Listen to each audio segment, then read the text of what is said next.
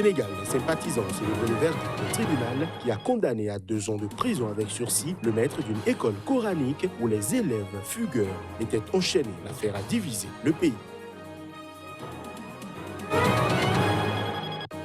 Yoweri Museveni et ses gouvernements ont été régulièrement accusés de détournement des millions de dollars d'argent public. Dans le but de lutter contre ce fléau, il a décidé d'organiser une marche contre la corruption.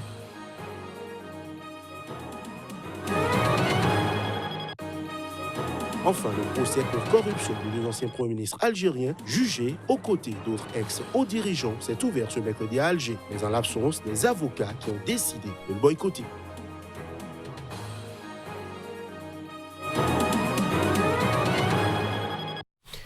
Bonsoir à chacun, bonsoir à tous. Des sympathisants célèbrent le verdict d'un tribunal sénégalais qui a condamné à 2 ans de prison avec sursis le maître d'une école coranique où les élèves fugueurs étaient enchaînés. L'affaire a divisé le pays entre tradition et droits de l'enfant, emprise religieuse et autorité de l'État. Reportage. Les faits ont déchaîné les passions dans un pays très majoritairement musulman qui compte des milliers d'écoles coraniques, mais qui est aussi touché par l'évolution des mœurs. Anticipant un possible accès de violence de la part des partisans du maître, des policiers au béret rouge avaient bloqué tous les accès au tribunal de Louga dans le nord-ouest. Les dizaines de fidèles massés derrière des barrières ont paru accueillir avec satisfaction l'absence de prison ferme, contrairement aux réquisitions du procureur qui avait réclamé 2 ans d'emprisonnement dont 2 mois fermes. Mais nous le soutenons parce que tout simplement, en fait, il n'a été fautif de rien du tout. Vous savez, il y a tellement de gens aujourd'hui qui s'expriment sur cette question qui ne maîtrisent rien du tout, en fait, la concernant. Lui, il est bien, il travaille bien. À cause de l'islam seulement, il fait quelque chose. Il n'y a pas, il vient de la vie, là, il ne veut rien. Ce Coran seulement, lui, il aimé. C'est un bon type. C'est un bon type. C'est un grand type qui est là. Il est bon. C'est un bon musulman qui est là. Ils ont tous été libérés. C'est une satisfaction totale que nous avons. Maintenant, je ne vais pas revenir par rapport à tout ce qui s'est passé. Nous appelons maintenant à toutes les personnes à rendre grâce à Allah, mais également à tous les maîtres coraniques de revoir les pratiques aussi. Vraiment, ça, c'est à revoir. C'est mon oncle, mais moi, je dis que il est temps qu'on revoie les pratiques qui sont anciennes. Il y a quelques jours, les sympathisants du marabout Cheikh Nagay avaient saccagé le tribunal quand ce dernier avait refusé de le relâcher avec 5 co-prévenus, 4 pères et mères et le forgeron qui avait fabriqué les chaînes. Tous avaient été arrêtés fin novembre après la découverte fortuite que plusieurs enfants de l'école coranique de Ndiaye avaient les pieds entravés. Dans un pays en développement, mais où la pauvreté affecte environ 40% de la population, la condition misérable de nombreux enfants, y compris les élèves d'école coranique ou talibés, n'est pas un secret. Human Rights Watch avait dénoncé en juin le fait que de nombreux talibés étaient forcés à mendier par leur maître et soumis à des abus sévères et des négligences qui ont entraîné la mort d'une quinzaine d'entre eux ces 2 dernières années. Le procès pour corruption de 2 anciens premiers ministres algériens jugés aux côtés d'autres ex-hauts dirigeants politiques et de grands patrons du secteur automobile s'est ouvert ce mercredi à Alger, mais à l'absence des avocats qui ont décidé de le boycotter. Plus de précisions à travers cet élément. Pour la première fois depuis l'indépendance en 1962, d'anciens chefs de gouvernement sont jugés en Algérie. Après un renvoi le 2 décembre dernier à la demande des avocats de la défense, le procès s'est ouvert ce mercredi en milieu de matinée et a duré presque 9 heures. Les avocats de la défense se sont retirés de la salle pour protester contre les conditions dans lesquelles se tenait le procès à 1 semaine de la présidentielle, mais le juge a poursuivi l'instruction. Je ne veux pas que ces procès se déroulent maintenant. Lorsque le nouveau président sera nommé, à ce moment-là, nous pourrons les juger. Si ces 2 responsables sont jugés maintenant, je crains qu'ils ne soient pardonnés.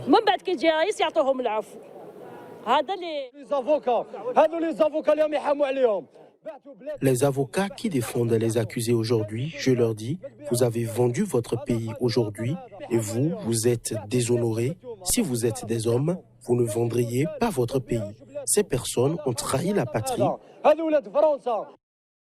Ce procès est le premier consécutif aux vastes enquêtes sur des faits présumés de corruption déclenchés après la démission en avril du président Abdelaziz Bouteflika poussé au départ par un mouvement populaire de contestation du régime inédit après 20 ans à la tête de l'État.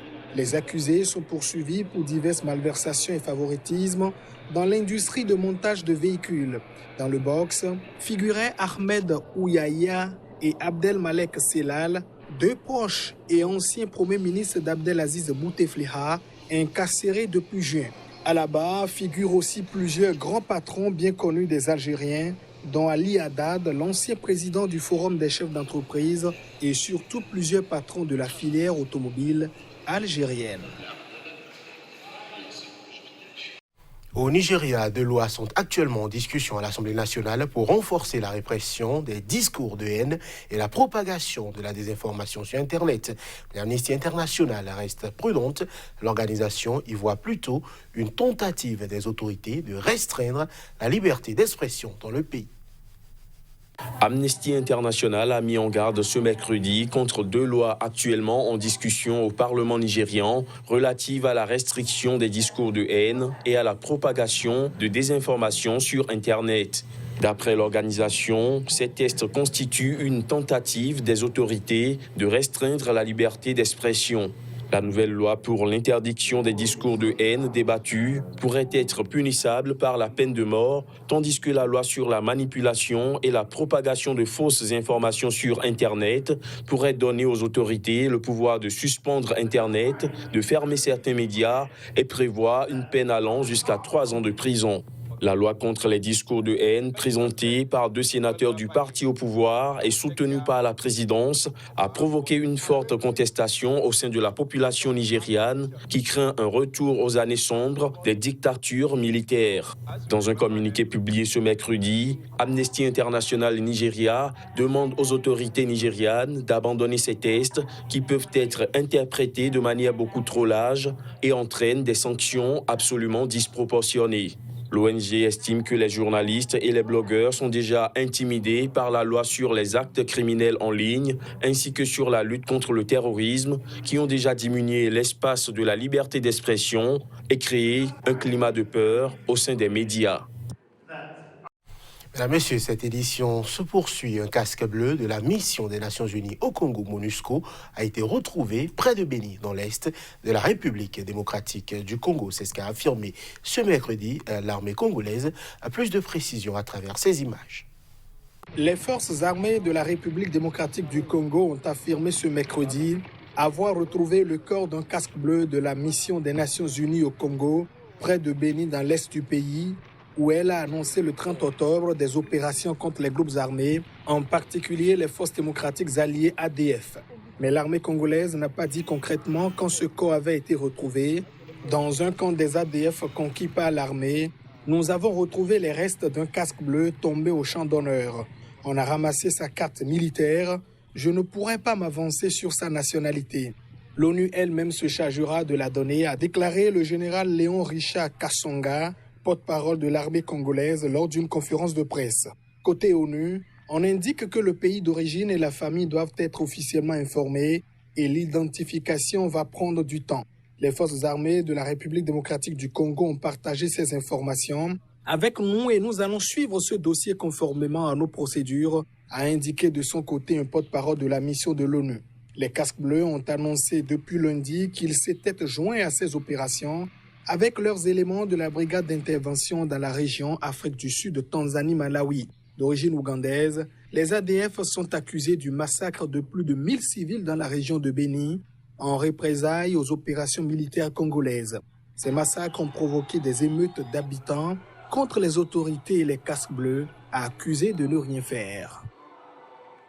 Arme du pauvre par excellence, facile à fabriquer, extrêmement efficace, les mines artisanales empoisonnent le quotidien des armées régulières qui combattent les djihadistes au Sahel.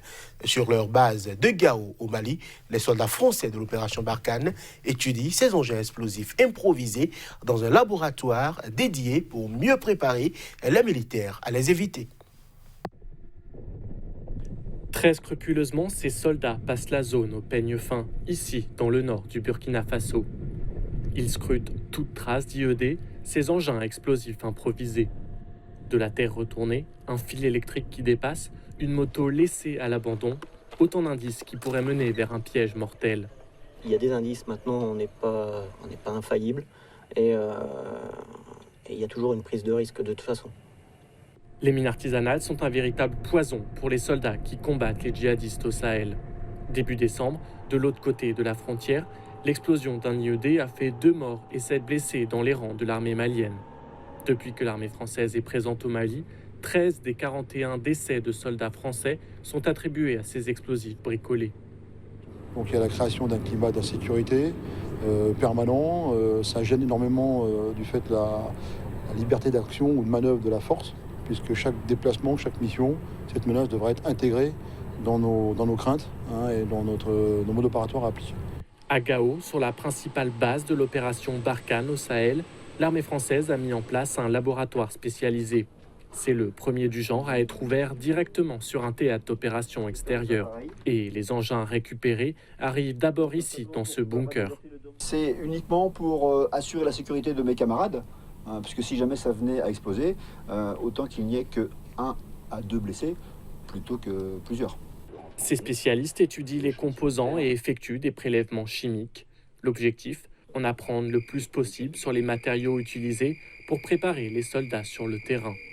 Les groupes armés terroristes, ou GAT comme les dénomme l'armée française, peuvent utiliser tout et n'importe quoi. Dans certains cas, l'engrais agricole permet même de remplacer la dynamite. Lorsque c'est possible, les empreintes digitales sont relevées afin de pouvoir identifier et arrêter les poseurs de mines.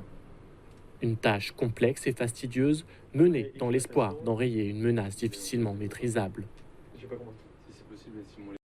Je l'annonçais en titre, depuis que le président ougandais Yoweri Museveni a pris le pouvoir en 1986, ses gouvernements ont été régulièrement accusés de détourner des millions de dollars d'argent public. Et dans le but de lutter contre ce fléau, il a décidé d'organiser une marche contre la corruption. Le président ougandais Yoweri Museveni a mené ce mercredi à Kampala une marche rassemblant des milliers de fonctionnaires, policiers et partisans du pouvoir pour dénoncer la corruption qui lui a valu des critiques acerbes de ses détracteurs. Pour cette marche, la capitale ougandaise avait été placée sous haute surveillance, des soldats encadrant de près les dignitaires qui défilaient, dont les présidents du Parlement et de la Cour suprême. Les commerces étaient clos et la fermeture des routes a provoqué d'importants embouteillages. Les gens corrompus sont des parasites, a déclaré Yoweri Museveni à la foule après la marche, disant voir dans la corruption un problème spirituel. Cette marche a suscité de nombreuses moqueries, les critiques rappelant que plusieurs scandales de corruption ont marqué la présidence Museveni.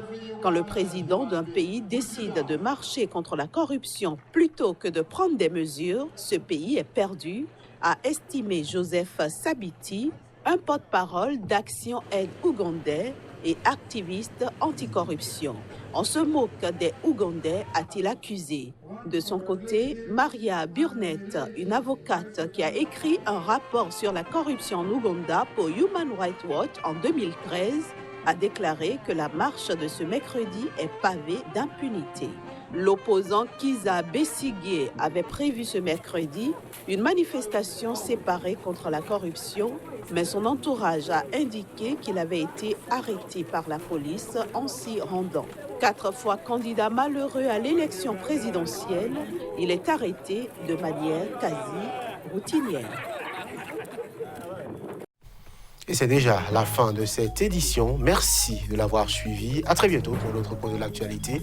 D'ici là, portez-vous bien.